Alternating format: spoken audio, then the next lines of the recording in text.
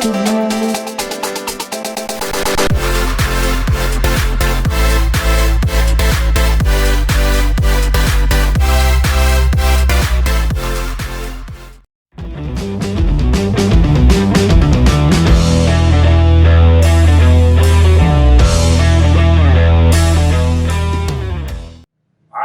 welcome back in. We are on campus here at Sardis High School with Coach BJ Brooks and the Sardis football preview.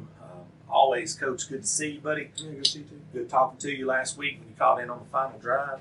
Coach, you had a week off last week. We're going to talk about your opponent coming up. It's a very, very big game for you. But before we do, just take us through last week. Your first off week as a head coach, what was that like? Yeah, so kind of like we've discussed before, the switch kind of never goes off. You're always kind of ready for the next one. And even though it is an off week, you're still prepping, you're still preparing. For selfish reasons, it was kind of good to have it off because it was the start of college football. So, we, you got to relax a little bit on the weekend, have some time with your family. So typically we bring our kids in on Sunday, but I didn't bring them in on Sunday. Actually didn't bring them in on Monday either. We had a JV game. Gotcha. So then we had practice Tuesday, Wednesday, Thursday. It was like a normal week after that. Gotcha. So. Well, let me ask you this. What was your message to the guys in the off week? Knowing you had this huge game looming this next week, what was your message in the early half of last week during that off week? That we couldn't waste this week because we don't get this time back.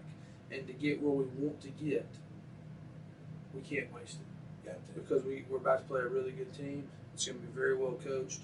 And we got this week. What are we going to do with it? How are you injury-wise there? Did you get some guys healthy that may have been banged up a little bit? Yeah, so to be honest, it just kind of worked out. We're not too banged up. That's good.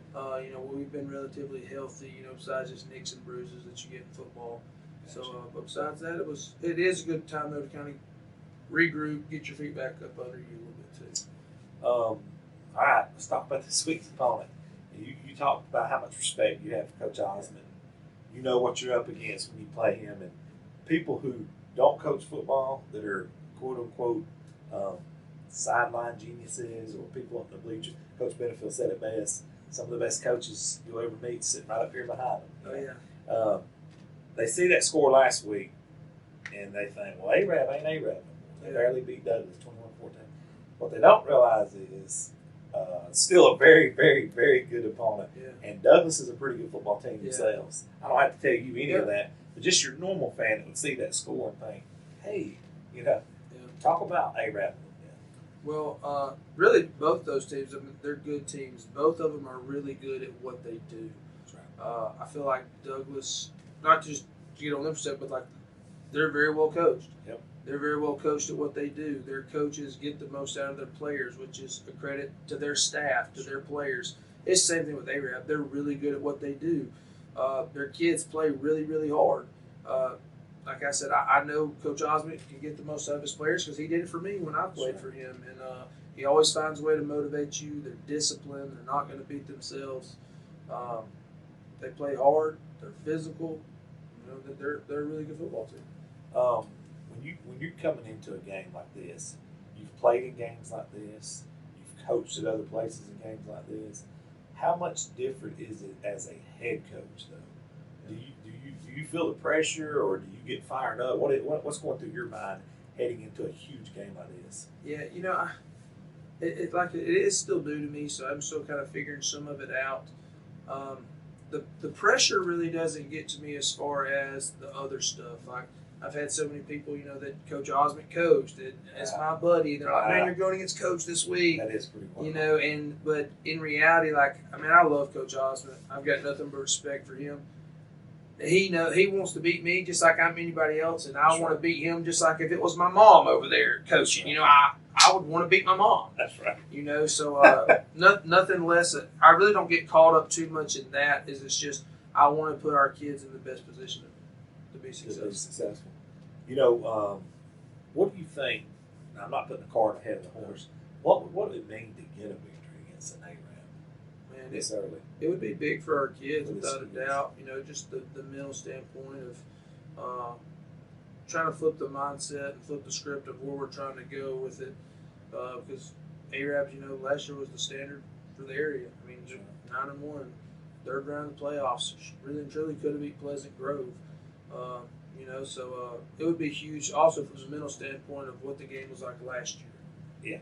To it's 42-0 half. You have a running clock in the second half. If you pulled out a win, that would be huge from a mental standpoint. You and I recently went over some numbers of recent history with Sardis and in this region opponents. Oh yeah. And they were shocking to say the least. You're talking some of these teams is 100 and something points to nothing.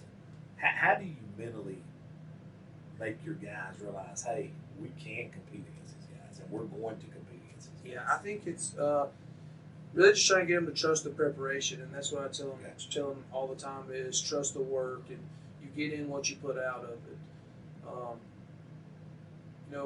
Douglas has beat these seniors, I think 92-22 over 3 years. Boaz has beat them 117-16. Gunnersville's beat them 166-0. So that's kind of what you're coming in.